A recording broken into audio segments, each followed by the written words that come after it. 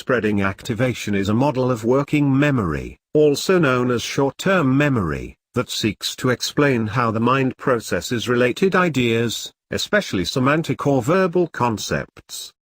The spreading activation model is one way cognitive psychologists explain the priming effect, which is the observable phenomenon that a person is able to more quickly recall information about a subject once a related concept has been introduced. According to this model, semantic long-term memory consists of a vast, interrelated network of concepts.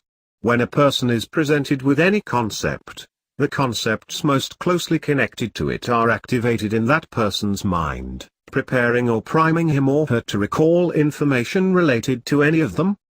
According to the theory of spreading activation, each semantic concept has a node in the neural network that is activated at the same time as the nodes for related concepts.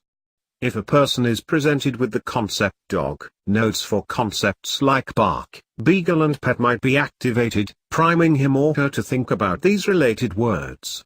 Depending on which concept relating to dog is presented next, the person is able to recall any information that might be relevant to the task at hand.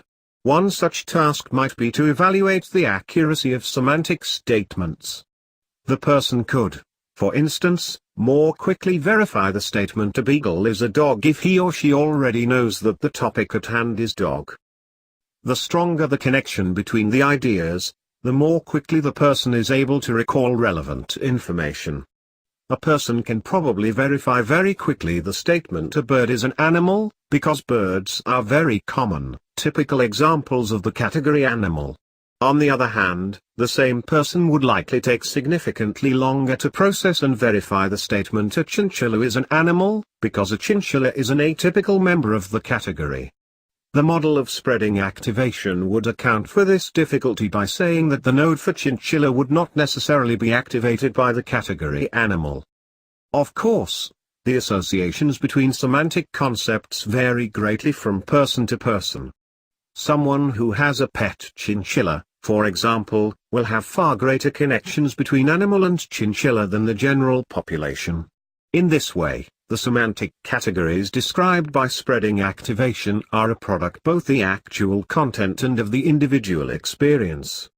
For this reason, the spreading activation model is very useful for describing how the mind has responded to a semantic task, but not necessarily useful for predicting how a person will respond to any given task.